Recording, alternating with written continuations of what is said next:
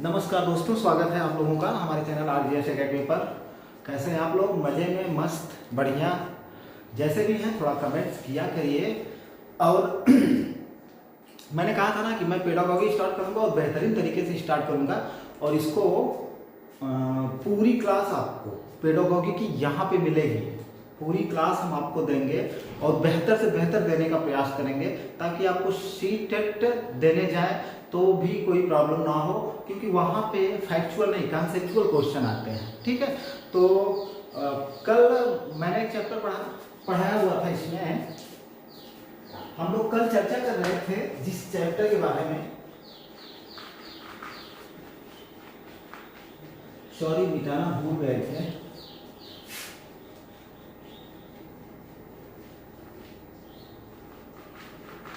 वो था अभिवृद्धि और विकास। क्या था? हम लोग अभिवृद्धि और विकास के पहले पार्ट पे चर्चा किया था मैंने, और विकास। ठीक है ना? तो यहाँ पे फर्स्ट पार्ट समाप्त हो गया था। दूसरे पार्ट्स पे आते हैं। इस पार्ट्स में हम लोग फिर वही कॉन्सेप्चुअल प्लस फैक्चुअल चलेंगे। वृद्धि और विकास के बारे में, अभिवृद्धि और विकास के बारे में हमने ज़्यादा से ज़्यादा चीज़ें जान ली हैं। अब अभिवृद्धि और विकास के कुछ पक्ष हैं, कुछ आधार हैं, कुछ कारक हैं और कुछ सिद्धांत हैं। ठीक, तो सिद्धांत को यहाँ पे हम तो वन लाइनर में देखेंगे, लेकिन सभी सिद्धांत आपको आगे चल करके एक एक सिद्धांत को बताया जाएगा, एक एक सिद्धांत पे चर्चा करी जाएगी। सबसे पहला पॉइंट आता है, एक चीज हम लोगों ने जान लिया है। पहली बात की अभिवृद्धि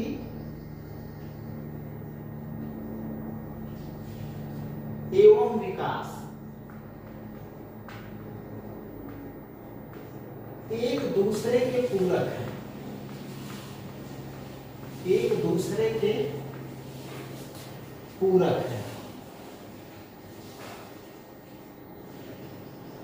सी-टेट में कॉन्सेप्ट मायने रखता है, तो यहाँ पे अभिवृद्धि और विकास दोनों एक दूसरे के पूरक हैं। पूरक कैसे हैं? पिछली क्लास देखिए, आपको समझ में आ जाएगा। फिर भी मैं एक बार बता दूं कि अभिवृद्धि के बिना ना तो विकास संभव है, ना तो विकास जो है अभिवृद्धि के बिना संभव है। कहने का मतलब क्या है कि दोनों एक ही रथ के दो पहिए हैं। अभिवृद्धि जो होता है, मैंने क्लियर कर दिया है कि अभिवृद्धि के अंतर्गत शारीरिक विकास होता है और ये जन्म से, मतलब गर्भावस्था से लेकर के जन्म के बाद भी कुछ समय तक होता रहता है। ठीक है, और जो विकास होता है, ये विकास जन्म के बाद प्रारंभ होता है और उसमें कुछ समय तक आप देखेंगे कि कुछ समय तक अभिवृद्धि और विकास, अभिवृद्धि एवं विकास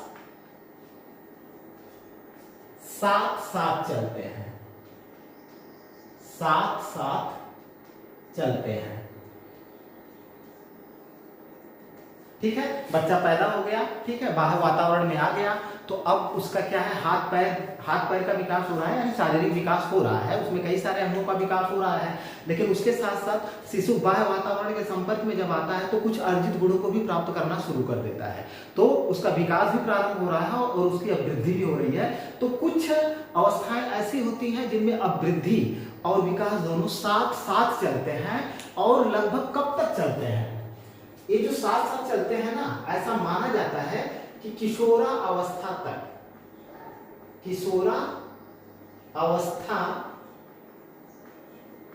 तक दोनों साथ चलते हैं।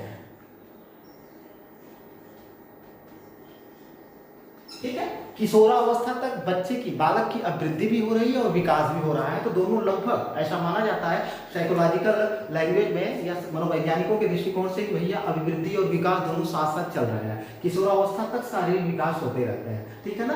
तो कुछ चीजें यहाँ पे क्लियर हो गई। अब हम लोग देखेंगे कि अभिवृद्धि और विकास जो होता है, जैसे एक आपको यहाँ पे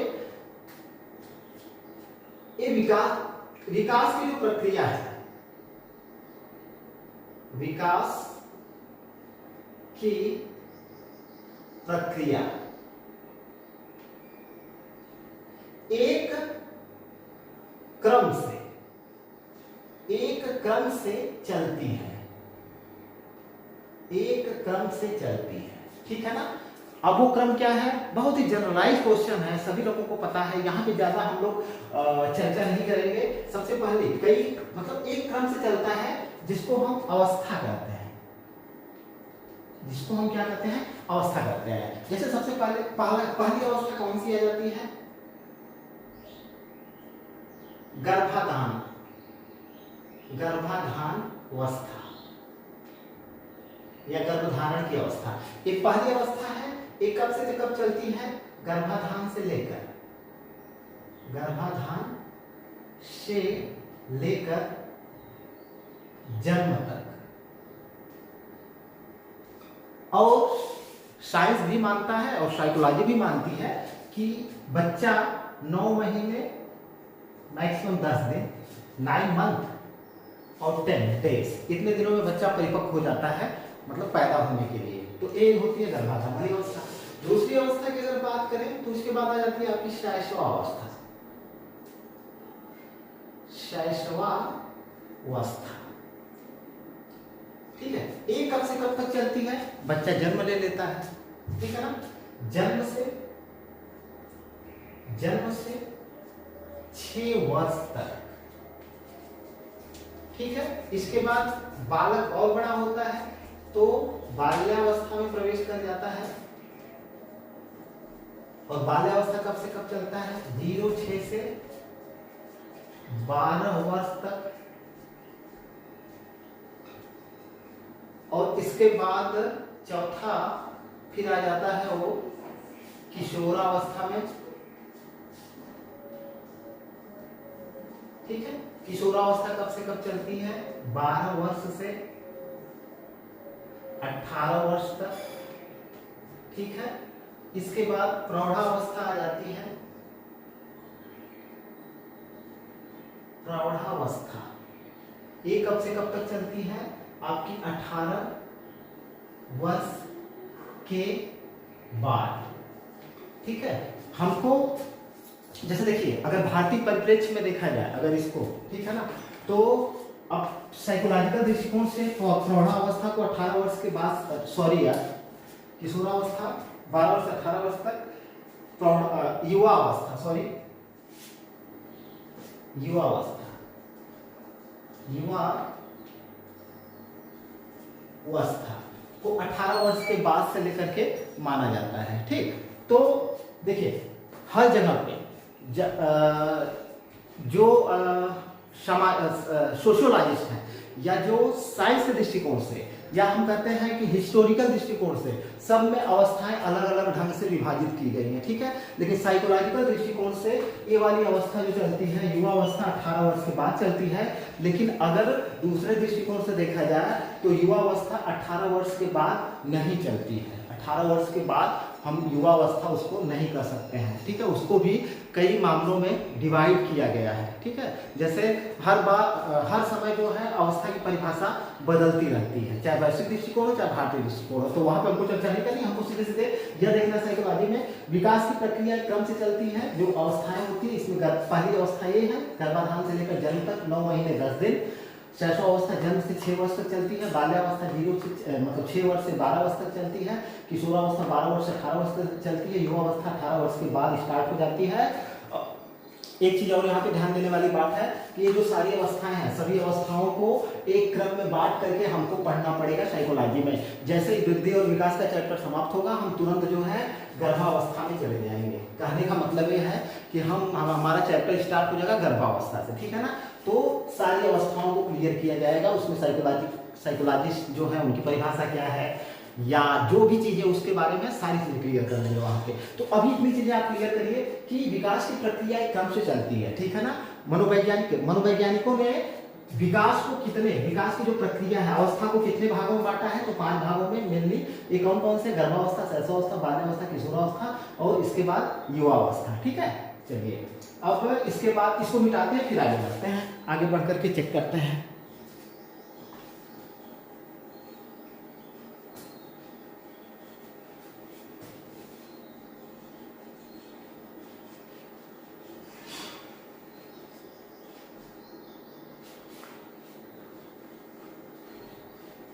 अच्छा हाँ, एक चीज यहाँ पे मैं क्लियर करना चाहता हूँ कि कहीं कहीं आपको ये जो मैंने लास्ट वाला बताया है युवावस्था, युवावस्था, ये कहीं कहीं आपको साइकोलॉजी में प्रौढ़ावस्था लिखा हुआ भी मिल जाएगा, ठीक है ना, साइकोलॉजी में प्रौढ़ावस्था मिल जाएगा। लेकिन अगर जैसे हमारे यहाँ हमारी संस्कृति और धर्म में जो बांटा गया है, जो 4 आश्रमों में बांटा गया है, 4 आश्रम है, चारों आश्रमों के लिए उम्र सीमा निर्धारित करी गई है। तो अगर उस दृष्टिकोण से देखा जाए तो हमारी जो प्रौढ़ावस्था शुरू होगी, युवावस्था जो शुरू होगी, वो 25 के बाद से शुरू होगी, ठीक है ना, जिसमें व्यक्ति जो है कहाँ पे जाता है, गृहस्थ आश्रम में प्रवेश करता है 25 के बाद, और 25 से 50 साल तक ये अवस्था चलती रहती है। 50 के बाद 75 तक उसको प्रौढ़ावस्था कहेंगे, और 75 के बाद 100 को हम क्या कहेंगे, वृद्धावस्था कहेंगे। भारतीय संस्कृति और धर्म में कुछ अनेक कारण, कई कारण रहे जिनके अनुसार उसको बांटा गया है। चलिए इस पे चर्चा हम नहीं करेंगे। मेरे कहने का मतलब है कहीं पे प्रौढ़ावस्था भी आपको मिल जाएगा, तो उससे टेंशन लेने की जरूरत नहीं है। अब हम लोग चलेंगे वृद्धि और विकास जो होता है उसके बारे में चर्चा करेंगे। अभिवृद्धि और विकास, ठीक है ना। एक मनोवैज्ञानिक है, आपको मिलेंगे मनोवैज्ञानिक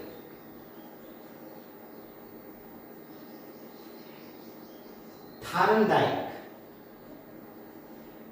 मनोवैज्ञानिक थारनडाइक के अनुसार शैक्षिक दृष्टिकोण से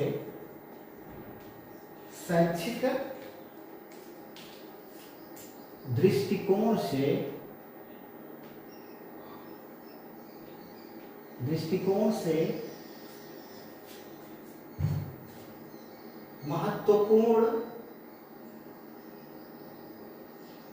3 अवस्थाएं हैं।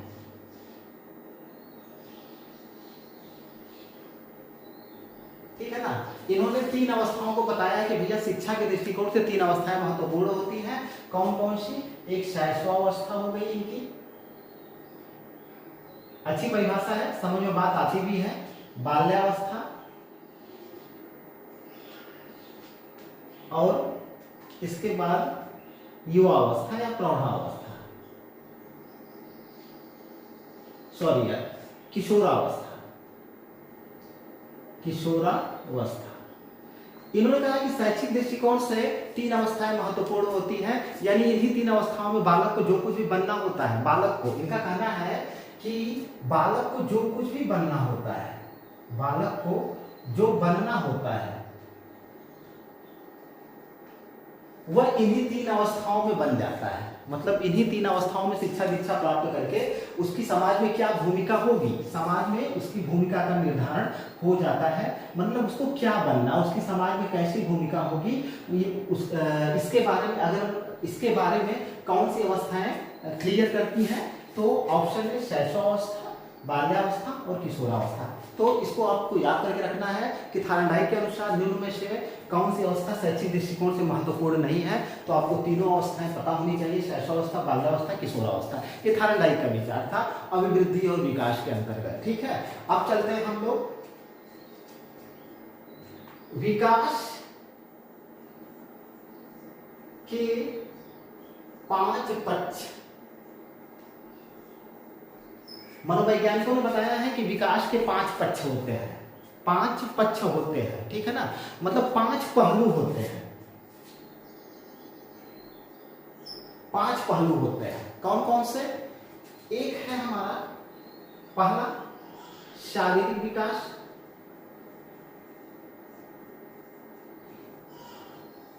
ठीक है। दूसरा मानसिक विकास, मानसिक विकास, ठीक है। तीसरा सामाजिक विकास,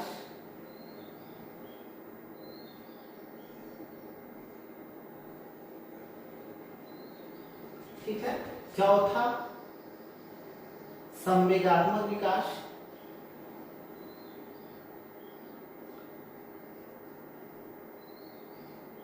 ठीक है। और 5वां नैतिक विकास।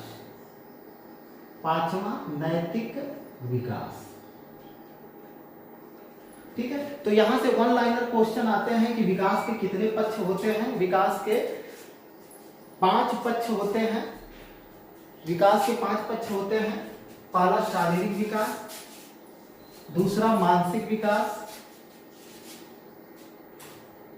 तीसरा सामाजिक विकास, चौथा संवेगात्मक विकास और पांचवा नैतिक विकास। टेट की, ये तो रही बात टेट की। टेट में सीधे सीधे क्वेश्चन आया हुआ है कि विकास के कितने पक्ष हैं। ऑप्शन 1 2 3 4 5, तो कहने का मतलब विकास के 5 पक्ष हैं। तो आप आराम से टिक लगाओगे वहां पे कि विकास के कितने पक्ष होते हैं, 5 पक्ष होते हैं। ठीक है ना। अब देखिए सी टेट के दृष्टिकोण से चलते हैं।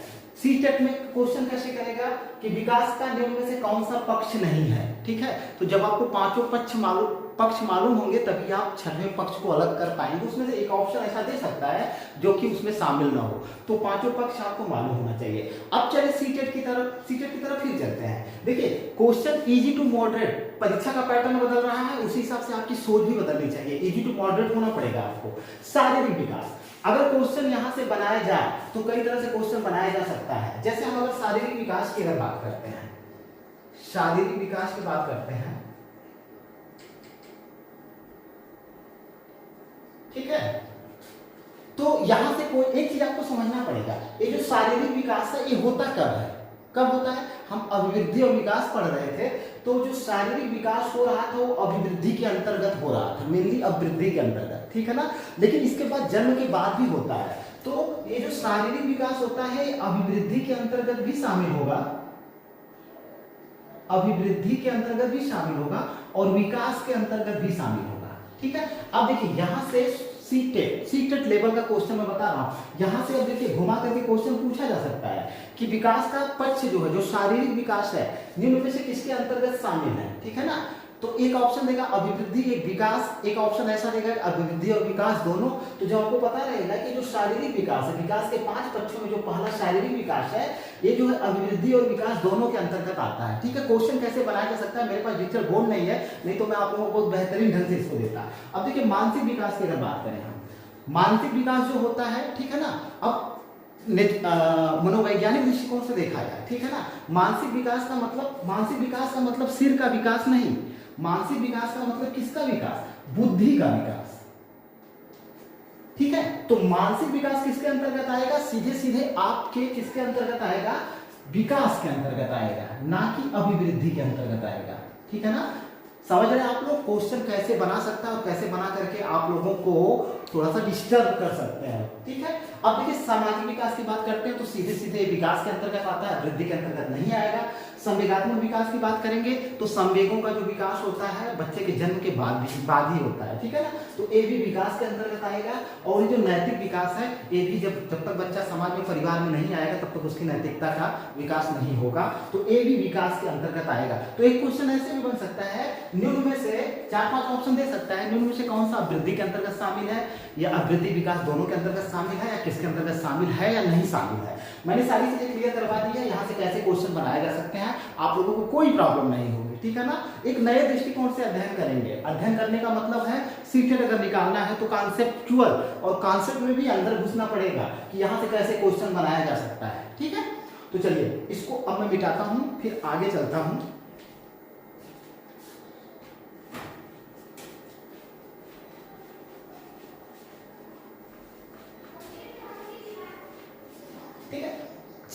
चीजों को थोड़ा तोड़ मरोड़ करके समझने की कोशिश करेंगे, तब जाकर के सीटेट क्लियर होगा। ठीक है। अच्छा चले,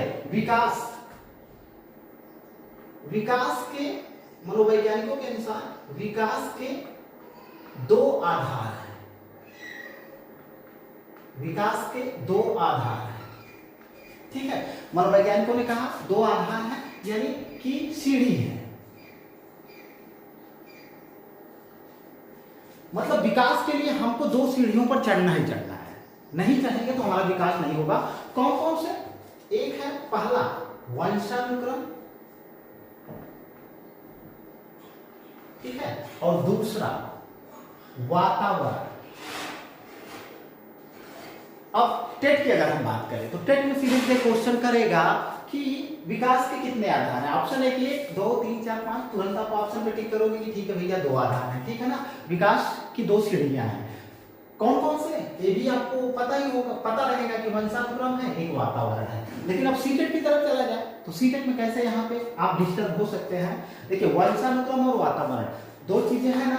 अब देखिए जो वंशानुक्रम की बात हो रही है तो वंशानुक्रम का निर्धारण कहाँ पे हो जाता है, एक गर्भ में ही हो जाता है, ठीक है। यानी किसके अंतर्गत आएगा, अभिवृद्धि के अंतर्गत आएगा। किसके अंतर्गत आएगा, अभिवृद्धि के अंतर्गत आएगा। क्योंकि वंशानुक्रम का मतलब मैंने पीछे वाले वीडियो में समझाया हुआ है कि माता पिता के जीन बच्चे में जाते हैं, ठीक है ना। जीन बच्चे में जाते हैं, अगर स्वस्थ है, स्वस्थ जीन जाएगा तो बच्चा शारीरिक और मानसिक दृष्टिकोण से स्वस्थ होगा। लेकिन अगर अस्वस्थ जीन जाएगा तो बच्चा जो है शारीरिक और मानसिक दृष्टिकोण से क्या होगा, क्या होगा, गड़बड़ होगा। तो शारीरिक और मानसिक विकास के लिए ये जीन बहुत ही जिम्मेदार होते हैं। मैंने कई सारे रोग भी आपको बता दिए हैं। कई रोग ऐसे होते हैं जो जीन संबंधी समस्या, जीन में किसी प्रकार की समस्या उत्पन्न हो जाने के कारण होते हैं। कई रोगों के बारे में मैंने चर्चा करी है, साइकोलॉजी में भी और साइंस में भी। तो अब देखिए यहाँ से ये चीज वंशानुक्रम वाली जो चीज है ना, एक गर्भ में ही, मतलब गर्भ में ही उसका निर्धारण हो जाता है। क्योंकि जीन तो उसी समय चला जाता है और गर्भ में ही बच्चे में प्रॉब्लम हो जाती है, ठीक है। अब बाहर जब निकलता है, बाहर जब बच्चे पैदा हो जाता है तब वो वातावरण के संपर्क में तभी आएगा। कब आएगा, पैदा होने, जन्म के बाद, ठीक है। तो वातावरणीय जो कारक होंगे यह विकास से संबंधित होंगे, ठीक है। ये विकास, अभिवृद्धि से नहीं, विकास से संबंधित होंगे। और वंशानुक्रम वाले जो कारक होंगे वो अभिवृद्धि से संबंधित होंगे, ठीक है। वो अलग बात है कि जन्म के बाद बच्चे में जो लक्षण प्रकट होते हैं वह तो उसके बाद भी चलते रहते हैं, लेकिन मेनली उसकी जो नींव पड़ती है वो कहाँ पे पड़ती है, गर्भ में ही पड़ जाती है। तो वंशानुक्रम कैसे प्रभावित करता है, क्लियर हो गया होगा। वातावरण, जन्म के बाद वातावरण के अंतर्गत बहुत सारी चीजें आती हैं। जैसे वातावरण के अंतर्गत परिवार हो गया आपका, ठीक है ना। मैंने बताया था पड़ोस हो गया, विद्यालय हो गया, ठीक है, समाज हो गया। तो तमाम तरह की बच्चा जन्म के बाद जो है मतलब अपने परिवार के संपर्क में आता है। जैसे जैसे बड़ा होता है, पड़ोस, तो विद्यालय, समाज, उसका सामाजिक दायरा विस्तृत होने लगता है। और विस्तृत होने के साथ साथ तमाम तरह के उसको अनुभव और अधिगम करने को मिलता रहता है। तमाम तरह के विचार, सोच विचार, तमाम तरह की चीजें उसके व्यवहार में समाहित होने लगती है जैसे जैसे उसका सामाजिक दायरा बढ़ता है। तो वातावरण की जो प्रक्रिया शुरू होती है वह जन्म के बाद शुरू होती है और मृत्यु तक चलती रहती है, ठीक है ना। ये मेनली विकास से संबंधित है, ठीक है। तो ये जन्म के बाद स्टार्ट होता है, ठीक है। और इसमें मेन चीज क्या है, इसमें जो है बच्चा अधिगम करता है।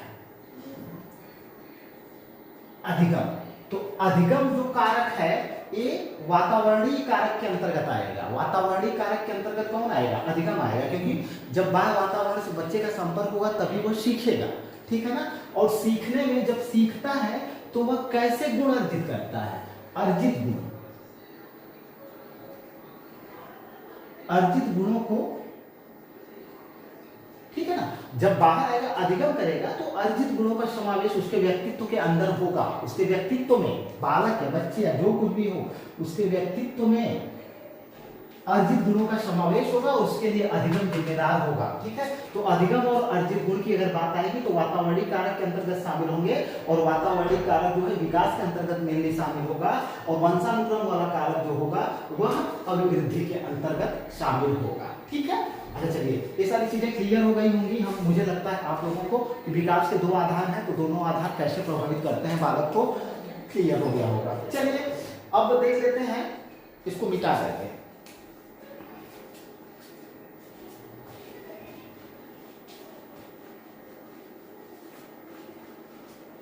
तो थोड़ी सी सोच बढ़ाइए, दायरा अगर बढ़ेगा आपके सोचने का, समझने का, ठीक है। क्वेश्चन कैसे कर सकता है, ज्यादातर क्वेश्चन पेपर हल करिए। और जैसे मैं डिजिटल बोर्ड लगवाता हूं वैसे ही आपको इतने क्वेश्चन करवाने लगूंगा, इतने क्वेश्चन करवाऊंगा। कैसे क्वेश्चन किए जा सकते हैं सीटेट में या कितने, चाहे जितने तरीके से तोड़ मरोड़ करके सब क्लियर करवा दूंगा। हाँ, अभिवृद्धि, विकास के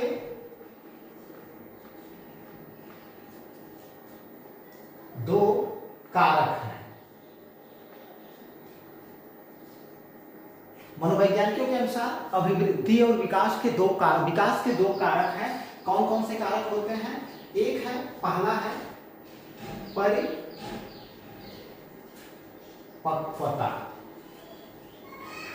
परिपक्वता और दूसरा है अधिगम। अब देखिए यहां पे अब विकास जो शब्द लगाया गया है एकदम क्लियर है। ऊपर वाले में हमको अभिवृद्धि भी लगाना चाहिए, क्योंकि वहां पे बात हो रही थी किसकी? अभिवृद्धि के आधार की बात हो रही थी, तो वहां वंशानुक्रम की बात हो रही थी, ठीक है। और किसकी बात हो रही थी? क्या था? एक वंशानुक्रम और वातावरण। तो यहाँ पे अभिवृद्धि और विकास दोनों शामिल होगा, क्योंकि वंशानुक्रम अभिवृद्धि के अंतर्गत आएगा, वातावरणीय कारक के अंतर्गत ये आएगा, विकास आएगा, ठीक है ना। अभिवृद्धि और विकास के दो आधार वंशानुक्रम, वातावरण, और यहाँ पे विकास, केवल विकास के दो कारक होते हैं, परिपक्वता और अधिगम। क्योंकि परिपक्वता और अधिगम दोनों में थोड़ा सा अंतर है। परिपक्वता क्या है, ठीक है, और अधिगम क्या है, ठीक। चलिए इसको थोड़ा सा तोड़ते हैं। मनोवैज्ञानिकों ने कहा कि विकास के दो कारक है परिपक्वता यानी मेच्योरिटी का अगर हम एक कॉन्सेप्ट अगर निकालें, अगर मनोवैज्ञानिक कहते हैं कि विकास के दो कारक हैं, एक परिपक्वता एक अधिगम है, तो यहाँ पर भी हम लोग थोड़ा सा इसको तोड़ मरोड़ के समझ सकते हैं। परिपक्वता मेच्योरिटी होती है, और मेच्योरिटी जो होती है यह गर्भ में भी कारक बन सकती है, ठीक है ना। गर्भ में शिशु जो होता है उसकी मेच्योरिटी का कारक परिपक्वता बन सकती है, ठीक। लेकिन अधिगम जो होता है, अधिगम क्या होगा? ये मतलब जन्म के बाद ही शुरू होगा, जन्म के बाद। अब देखिए यहां पे विकास के दो कारक हैं? नहीं, अभिवृद्धि और विकास के दो कारक हैं। अभिवृद्धि प्लस विकास के दो कारक हैं। चूंकि परिपक्वता की बात हो रही है, और परिपक्वता के अंतर्गत आपका गर्भ में बच्चे की परिपक्वता भी शामिल हो जाएगी, क्योंकि उस पर जो है कई सारे कारकों का प्रभाव पड़ेगा, ठीक है ना। माता पिता के जीन्स का प्रभाव पड़ेगा, ठीक है ना। माता प्लस पिता के जीन्स का प्रभाव पड़ेगा, ठीक है ना, मेनली ये प्रभाव पड़ेगा। फिर माता के खान पान का प्रभाव पड़ेगा, और इसके बाद क्या बोलते हैं कि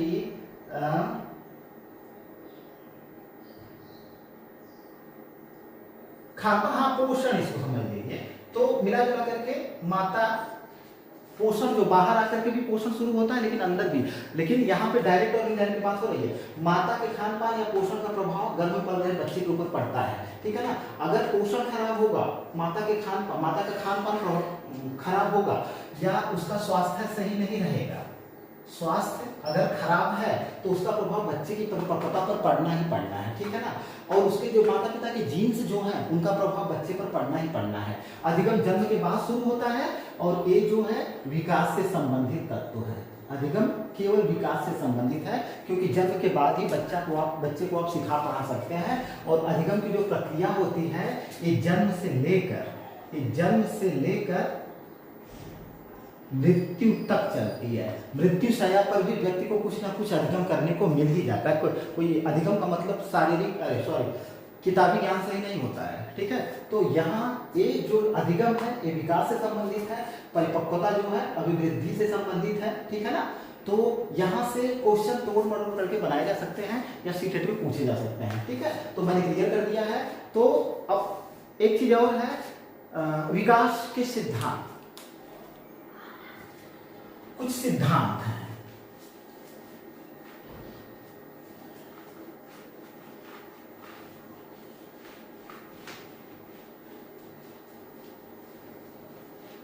विकास के सिद्धांत, एक हेडिंग डालते हैं हम, विकास के सिद्धांत, ठीक है। अब विकास के सिद्धांत में 4-5 विकास के सिद्धांत हैं। अब उनमें जो है हम सिर्फ आपको इतना बताऊंगा कि यह सिद्धांत इन्होंने दिया हुआ है। क्यों, उसका रीजन यह है कि जितने भी सिद्धांत हैं सब आपको अलग से पढ़ने पड़ेंगे आगे आने वाले पाठ्यक्रम में। अभी विकास के सिद्धांत में हम 5 सिद्धांत को पढ़ेंगे। विकास के 5 सिद्धांत हैं। पहला, नैतिक विकास का सिद्धांत। नैतिक विकास का सिद्धांत,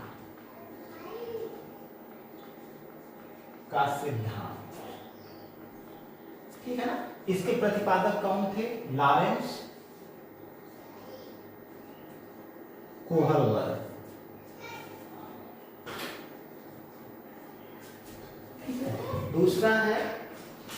दूसरा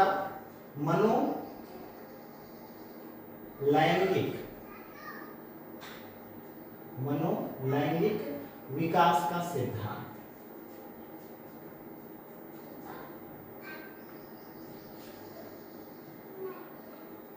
ठीक है, इसके प्रतिपादक हैं बहुत ही फेमस मनोवैज्ञानिक हैं फ्रायड सिगमंड।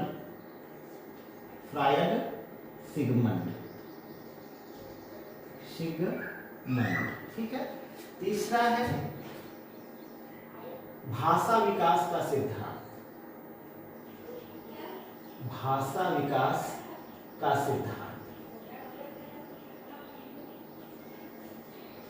इसके हैं नोआम चोम्स्की। ठीक है। चौथा है संज्ञानात्मक विकास का सिद्धांत,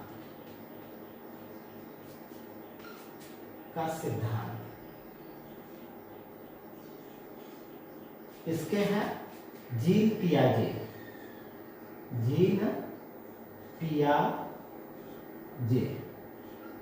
मनोसामाजिक विकास का सिद्धांत। मनोसामाजिक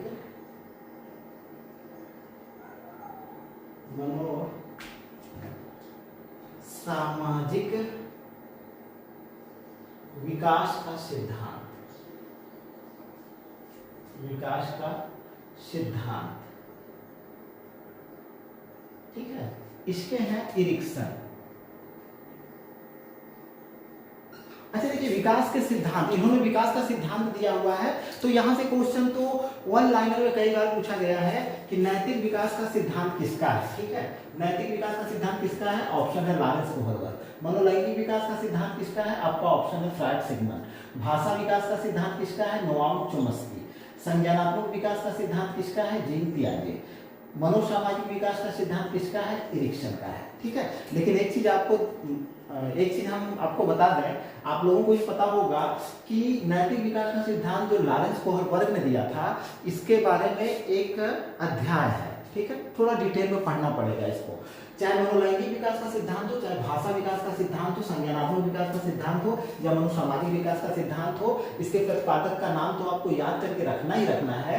बाकी इसको जो है, अभी हम अभिवृद्धि और विकास पढ़ रहे हैं, तो अभी यहाँ पे इसको हम नहीं पढ़ेंगे। ठीक है, इसको एक एक चीजों को मैं अगले वाले चैप्टर में उठा करके आपको स्टार्ट करूंगा कि नैतिक विकास का सिद्धांत जो लॉरेंस कोहलवर्थ ने दिया है उसमें क्या है, या मनोलैंगिक विकास का सिद्धांत फ्रायड सिगमंड ने दिया है उसमें क्या है, या भाषा विकास का सिद्धांत जो नोआम चोम्स्की ने दिया उसमें क्या है, या संज्ञानात्मक विकास का सिद्धांत जो जीन पियाजे जी का है उसमें उन्होंने क्या बात करी है, या मनोसामाजिक विकास का सिद्धांत इरिक्सन जी का है उसमें उन्होंने क्या बात करी है। तो सारी चीजें एक अगले अध्याय में इसको मैं क्लियर कर दूंगा। ठीक है ना, अभी के लिए इतनी चीजें आपको याद करके रखना है। ठीक है। अच्छा हाँ यार, हालांकि ट्रिक पर मैं विश्वास नहीं रखता हूँ, लेकिन इसकी आप ट्रिक बना सकते हो क्या?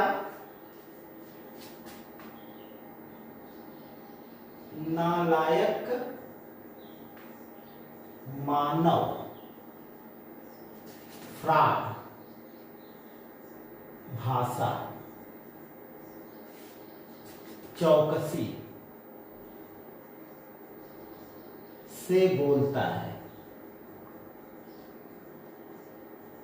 मैंने एक छोटा सा ट्रिक बनाया हुआ है, नालायक मानव फ्रॉड भाषा चौकसी से बोलता है। ठीक है, थोड़ा सा याद करने के लिए देखिए, पहला वाला है नैतिक विकास का सिद्धांत में। ठीक है ना, तो मैंने कोशिश किया नालायक को नैतिक से जोड़ने का, ठीक है, नैतिक, सॉरी यार, न को नैतिक से और ल को मैंने जोड़ दिया था लॉरेंस कोहलबर्ग से, ठीक है। मानव, मनोलैंगिक को मैंने जोड़ दिया था मानव से, ठीक है।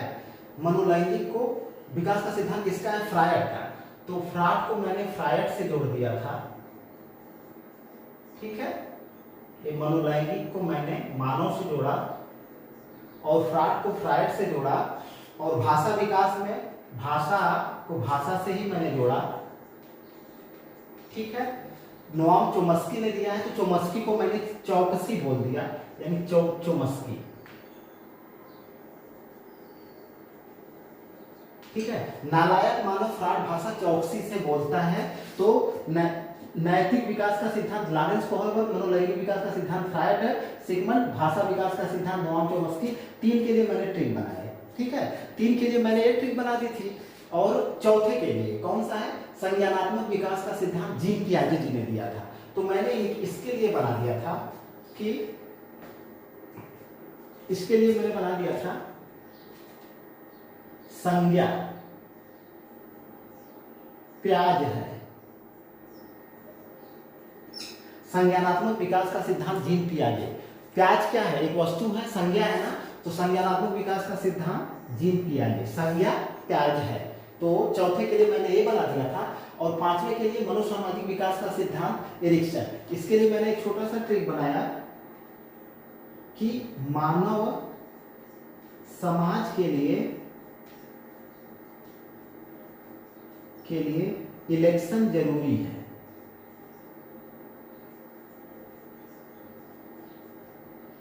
जरूरी है। तो मनोसामाजिक, मानव समाज, मनोसामाजिक को मैंने मानव समाज से जोड़ दिया, मनोसामाजिक है ना, तो इसको मनोसामाजिक को मैंने मानव समाज से जोड़ा, मनोसामाजिक को मैंने मानव समाज से जोड़ दिया, और इरिक्सन को इलेक्शन से जोड़ दिया, ठीक है। तो इलेक्शन से मैंने इरिक्सन को जोड़ दिया, ठीक है। मैंने 3 ट्रिक बनाए इसको याद करने के लिए। अगर आपको ट्रिक ठीक लगे तो याद कर सकते हैं, नहीं तो फिर अगर बोधगम्य विधि, साइकोलॉजी ही कहती है कि बोधगम्य विधि, सीखने की कई विधियां हैं, तो उसमें से बोधगम्य विधि से अगर आप किसी भी चीज को पढ़ोगे तो वह जो माइंड में फिट हो जाएगा। उसके लिए ना तो कोई ट्रिक की जरूरत पड़ेगी, ना तो किसी चीज की जरूरत पड़ेगी। वैसे भी मैं पढ़ाते करता हूँ, मैं ट्रिक पर विश्वास नहीं करता। आप कितना ट्रिक बनाओगे? अगर ट्रिक मान लीजिए, कुछ ट्रिक अपने से बना लिया करिए आप लोग, ठीक है। तो मैंने 2 इनके लिए, इन 3 के लिए एक ट्रिक बना दी है, नालायक मानव फ्रायड भाषा चौकसी से बोलता है। चौथे के लिए संज्ञानात्मक विकास जीन पियाजे के लिए संज्ञा प्याज है, बना दिया। मनोसामाजिक विकास का सिद्धांत एरिक्सन के लिए, मानव समाज के लिए इलेक्शन जरूरी है। मैंने 3 ट्रिक बना दिए हैं। अगर ट्रिक पसंद आए तो आप इसको रख सकते हो। तो ये सारे सिद्धांत हम लोग, ये सभी सिद्धांत, इन सभी सिद्धांतों की चर्चा हम अगले पार्ट में करेंगे, ठीक है। तो वीडियो अगर अच्छी लगती हो तो लाइक करिए, शेयर करिए और ज़्यादा से ज़्यादा सब्सक्राइब करिए, ठीक है। अभी 1.5-2 महीने हो गए मेरे, मैं चाहता था कि 2 महीने मेरे 500 सब्सक्राइबर कम से कम हो जाए, तो लगभग हम पहुंचने वाले हैं। मुझे विश्वास है कि आप लोग 500 तक जल्दी ही क्या 1-2 दिन में पहुंचा देंगे, ठीक है। तो ये दूसरा चैप्टर समाप्त हो गया आपका अभिवृद्धि और विकास का। मैंने सारी चीज़ें खोल करके, तोड़ मरोड़ करके आपके सामने पेश कर दी है। वीडियो देखने के लिए बहुत बहुत धन्यवाद।